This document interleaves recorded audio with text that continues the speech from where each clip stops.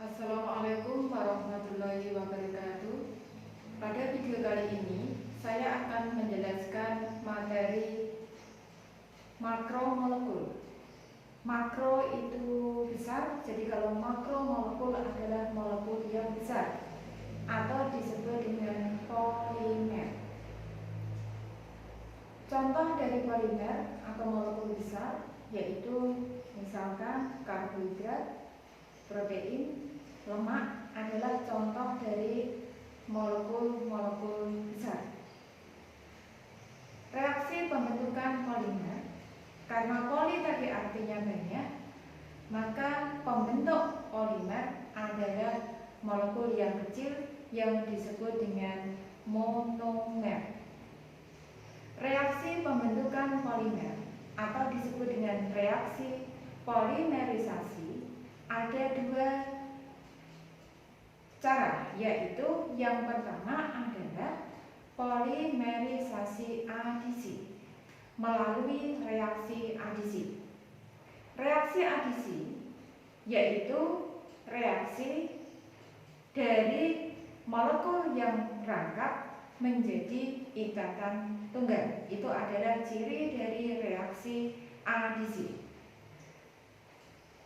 Yang mempunyai ikatan rangkap seperti yang kalian pelajari pada materi kelas 11, yaitu alkena.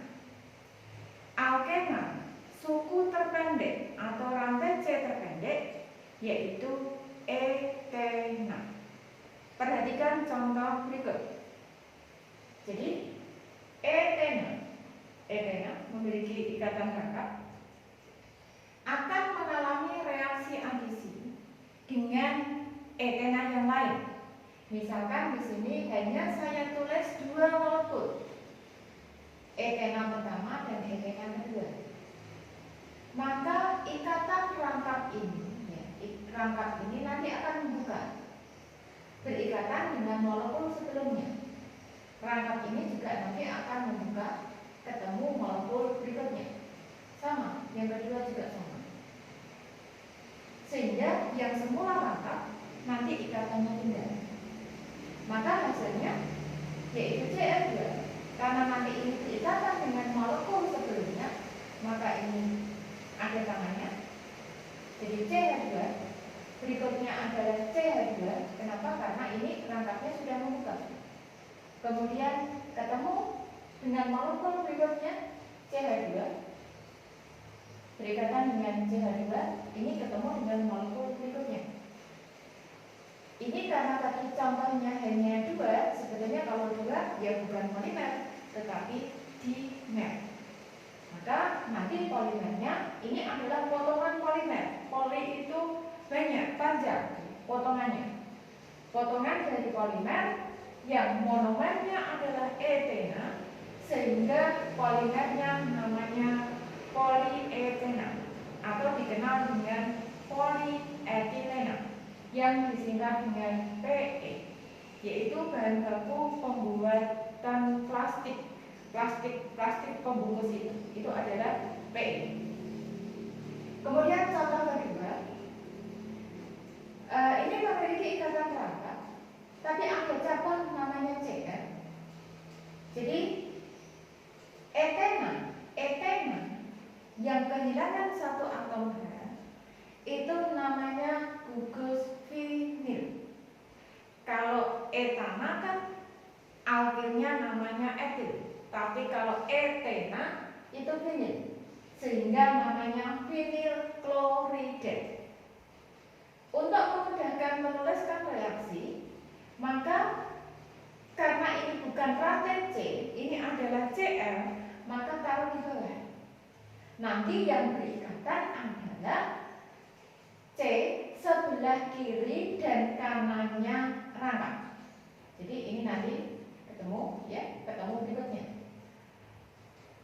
Kemudian hasilnya adalah CH2. Kemudian rangkapnya membuka menjadi tunggal. Kemudian ada Cr tetap di bawah. C ini ketemu C berikutnya dari molekul vinyl klorida, sehingga ini CH2.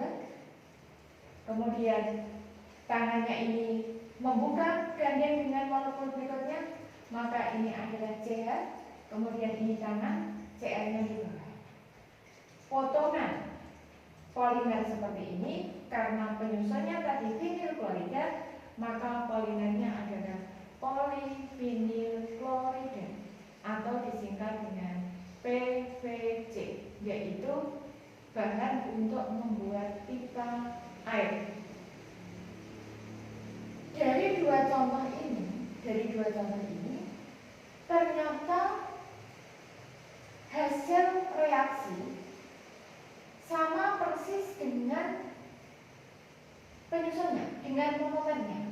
Maksud saya, ini CH2, CH2, CH2, CH2, 1, 2, 3, 4, sama. Bedanya kalau sebelumnya itu monomer punya ikatan rangkap, setelah ikatannya punya. Berikutnya CH2, CHCl, CH2, CHCl, CH2, CHCl, sama.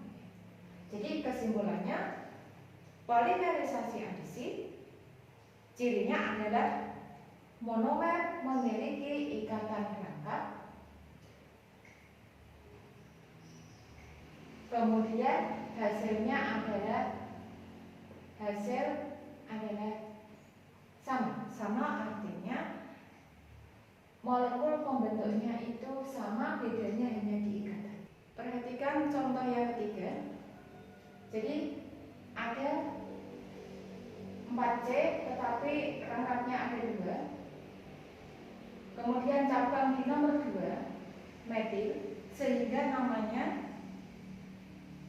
2 metil 1,3. Kenapa 1,3? Karena rangkapnya di nomor 1 dan nomor 3 butadiena. Diena karena rangkapnya ada 2. Jadi 2 metil 1,3 butadiena. Nama trivialnya yaitu isoprena. Dapat mengalami reaksi adisi, hasilnya adalah, jadi seperti tadi yang sudah saya simbolkan, hasilnya itu sama apanya? Atom-atom penyusunnya. Jadi pertama CH2, kemudian C, kemudian CH3, kemudian CH, CH2. Yang berikatan itu hanya satu ikatan rangkap. Ikatan rangkap yang kedua pindah atau mengalami penataan ulang. Sehingga kalau kita perhatikan, C semua tangannya 4. Jadi yang satu pindah ke sebelahnya. Jadi ini tadi dari monomer yang pertama. Yang kedua juga sama. CH2, ini CH2. Kemudian ini rangkapnya tadi gandengan dengan yang pertama. Kemudian C, kemudian CH3. Rangkapnya ini pindah. Sehingga potongan polimer dari isoprena namanya poliisoprena, mempunyai rumus struktur seperti ini. Poliisoprena adalah karet alat. Reaksi polimerisasi yang kedua adalah polimerisasi kondensasi. Cirinya adalah monomer harus memiliki 2 gugus aktif. Contohnya gugus aktif yaitu mempunyai gugus COOH,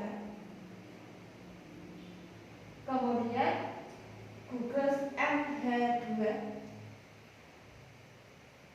Ciri yang kedua yaitu reaksi kondensasi akan melepaskan molekul kecil. Perhatikan contoh berikut. Jadi ini ada 6C, rantai C. C pertama merupakan gugus asam, COOH. C ke-6 gugus asam. Sehingga nama asamnya adalah asam 1,6. Jadi ini C nomor 1. Ini sebetulnya ada CH2 sebanyak 4 kali. Ini C yang ke-6. sehingga namanya asam 16-heksa karena C-nya 6 dioat. Kenapa dioat? Karena gugus asamnya 2, yaitu di nomor 1 dan nomor 6. Ini dikenal dengan nama asam adipat. Kemudian bereaksi dengan heksa metilen diamin. Heksa itu 6, metilen itu CH2. Jadi CH2 sebanyak 6, kemudian diamin NH2-nya ada 2. Atau namanya diamino di nomor 1 sama 6. Jadi C nomor 1 sama C nomor 6, sehingga namanya 16 diamino. Karena C-nya 6, maka 16 diamino heksana. Jika reaksi, maka gugus asam ini nanti akan melepaskan OH. Gugus asam yang kedua juga melepaskan OH. OH-nya lepas. Gugus amin hanya yang lepas. Yang ujung kanan juga sama, akan lepas. Jadi asam melepaskan OH, kemudian yang heksametilen diamin melepaskan H. H dengan OH ketemu menjadi H2O. Yang lain bersambung. Jadi predikat CO sama CH2 4 kali CO, kemudian ini berikatan di sini. Ini ikatannya.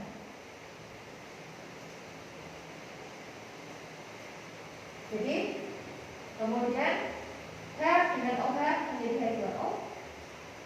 Terus terakhir ini nanti menyambung dengan monomer berikutnya.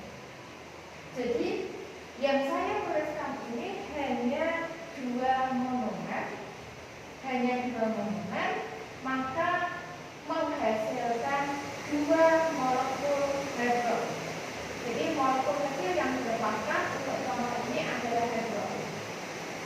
Maka potongan polimer ini fotonya, ya, karena polimer itu artinya banyak.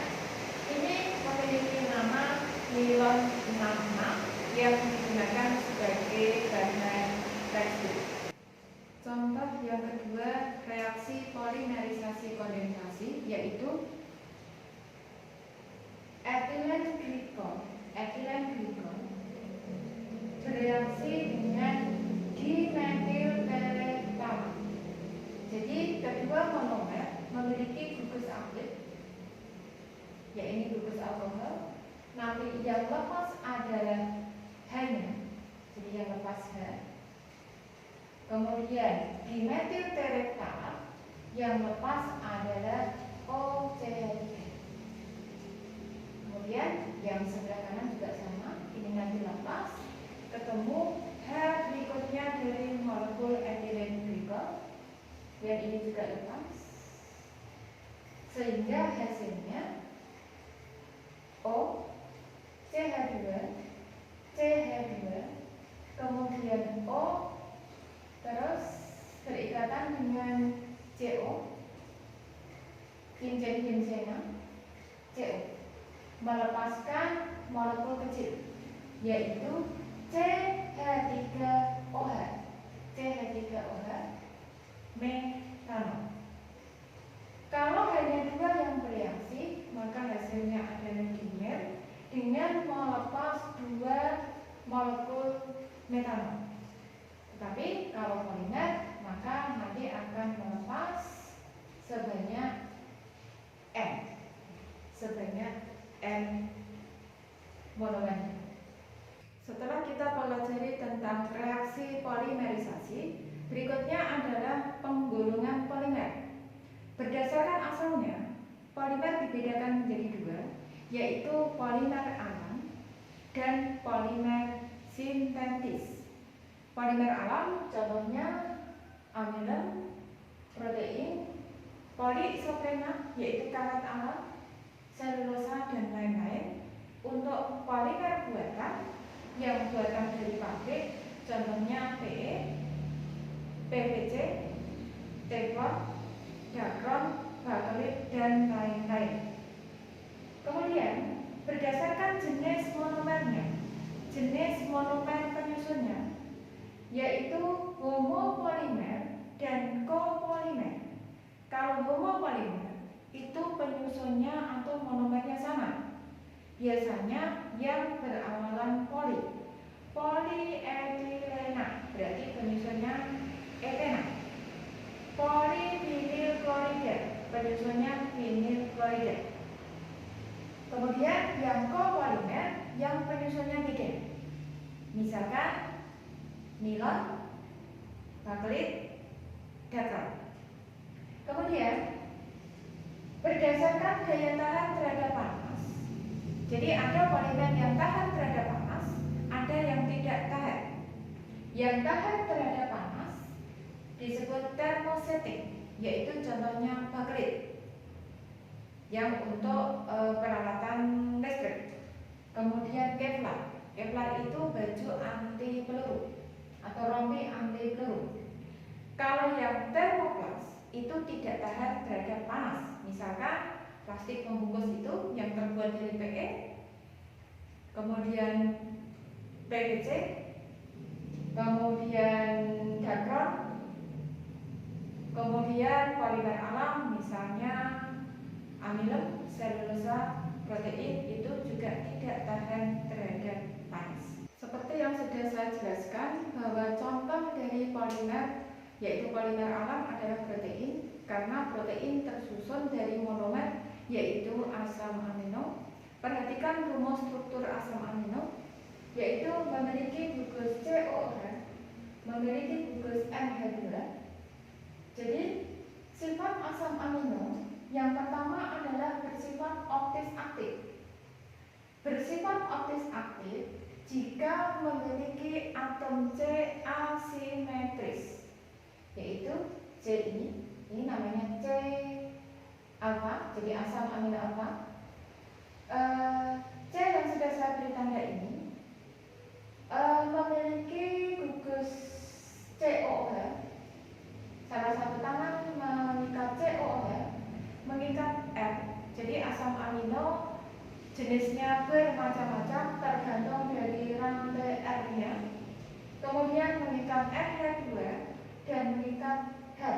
Jadi atom C ini keempatnya yang diikat itu beda. Maka ini C aksen ini disebut C asimetris. Jika suatu molekul memiliki atom C asimetris, maka molekul tersebut memiliki sifat optis aktif. Asam amino yang tidak bersifat optis aktif hanya satu, yaitu glisin. Karena glisin itu R-nya adalah atom H. Jadi ini mengikat 2H. Jadi semua asam amino bersifat optis aktif kecuali glisin.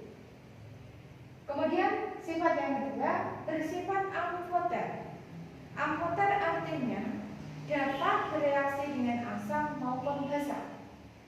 Dapat bereaksi dengan asam karena mempunyai gugus NH2. Dapat bereaksi dengan basa karena memiliki gugus asam, yaitu di sini H+. Kemudian sifat berikutnya H+ dari gugus COOH bisa pindah ke gugus amin, sehingga hasilnya adalah ini mendapat H sebanyak 1, sehingga muatannya plus C, H, C, O. Karena kehilangan H plus, maka ini muatannya min.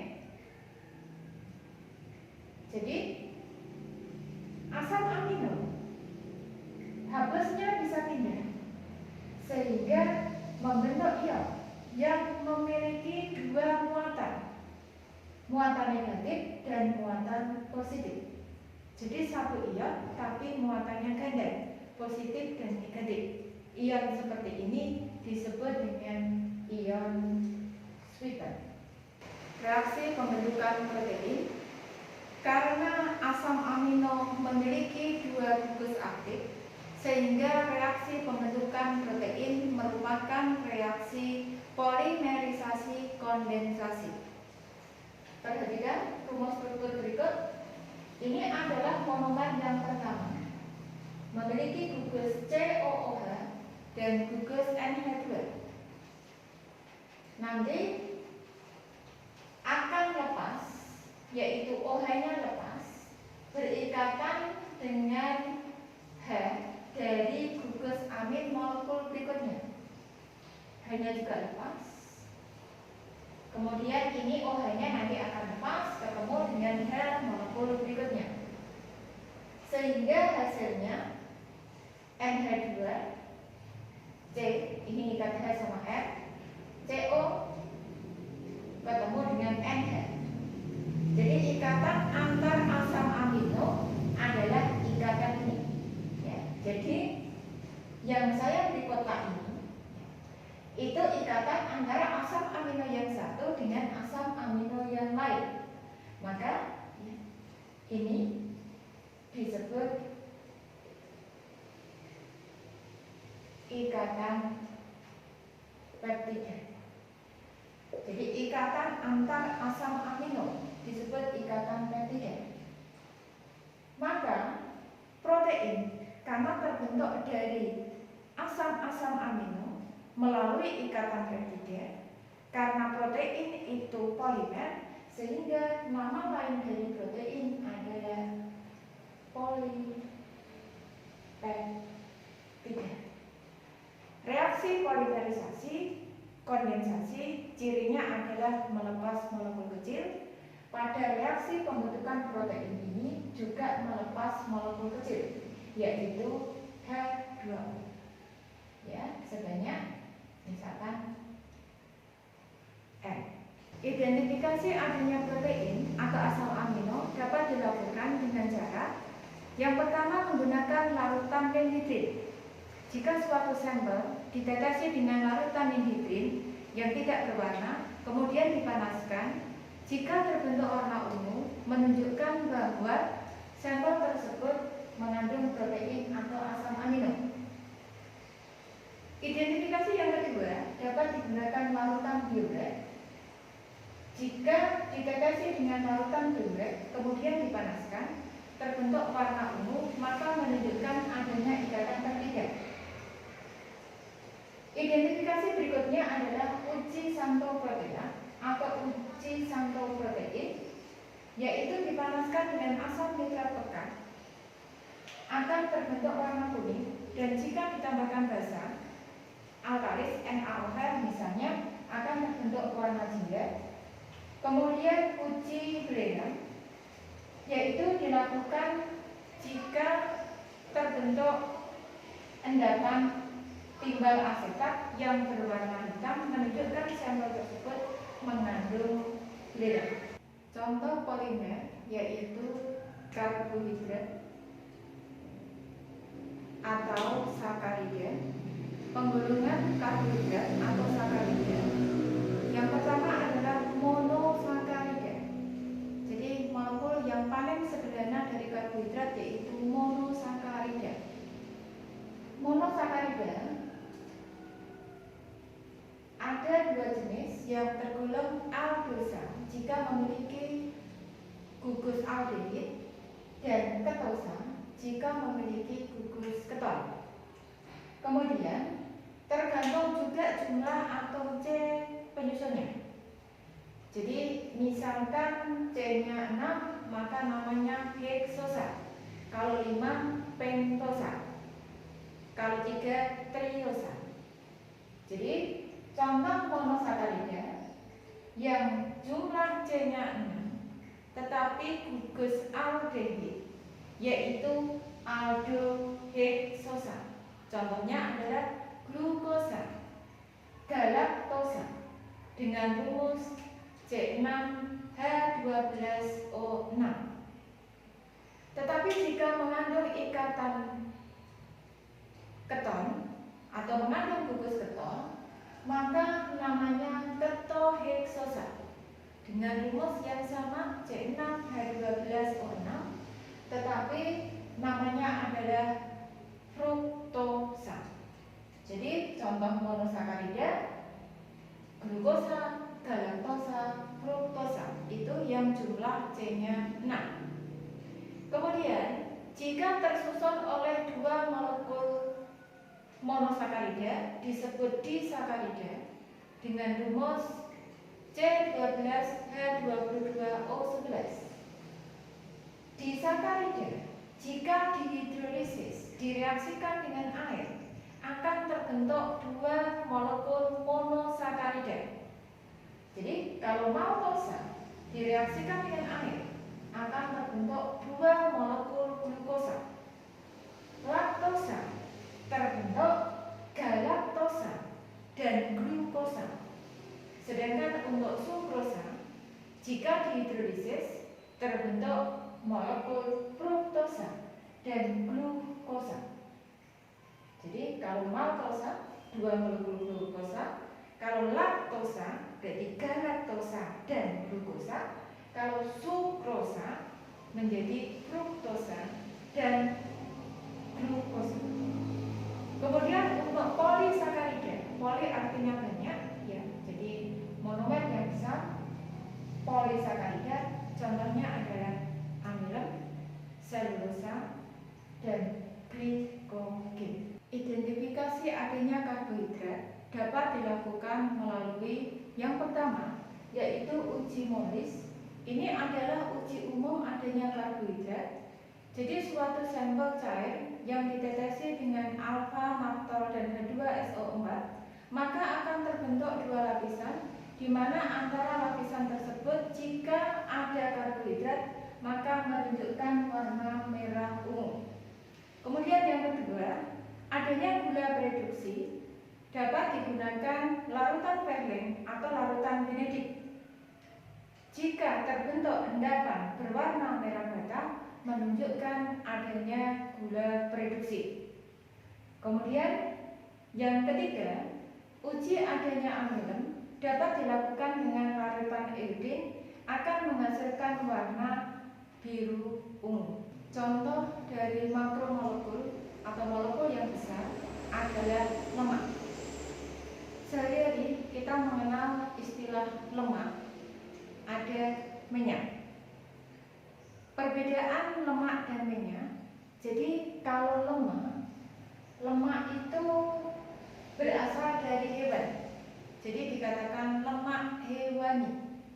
Kalau minyak itu berasal dari tumbuhan, jadi lemak nabati atau minyak. Kemudian untuk lemak disusun oleh asam lemak jenuh. Jadi kalau jenuh berarti ikatannya tunggal. Kalau minyak tersusun dari asam lemak tak jenuh, jadi memiliki ikatan rangkap. Kemudian titik didih titik leburnya untuk lemak itu tinggi.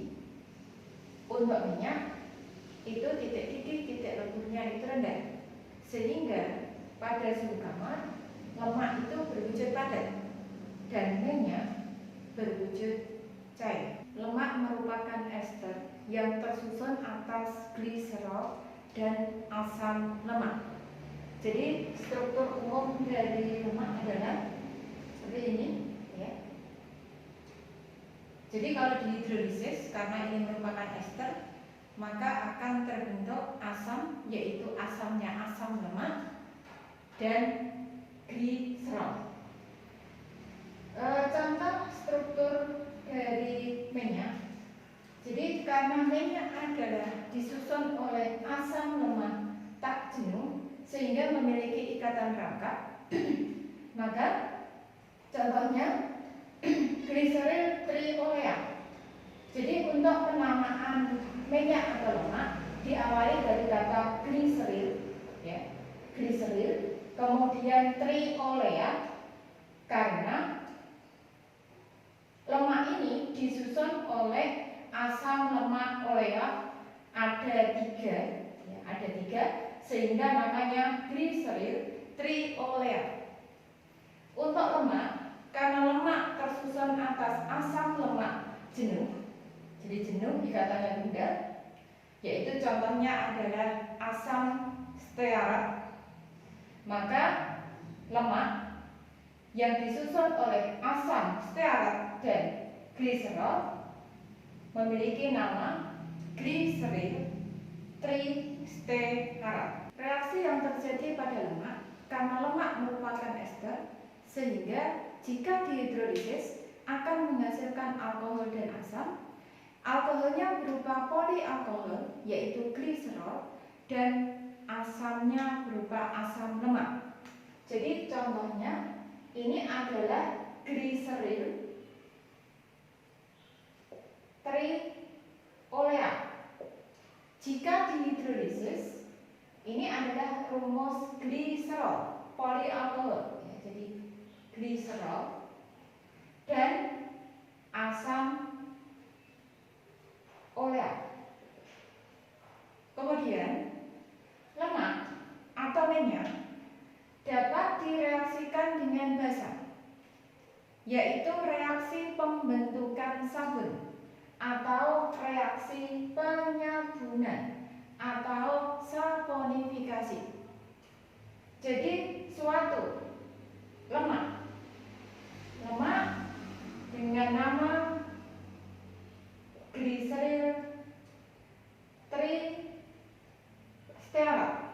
jika direaksikan dengan NaOH akan terbentuk gliserol sebagai hasil samping dan produk utamanya adalah natrium stearat yang merupakan contoh dari sabun. Demikian materi makromolekul, semoga bermanfaat. Saya akhiri, Assalamualaikum warahmatullahi wabarakatuh.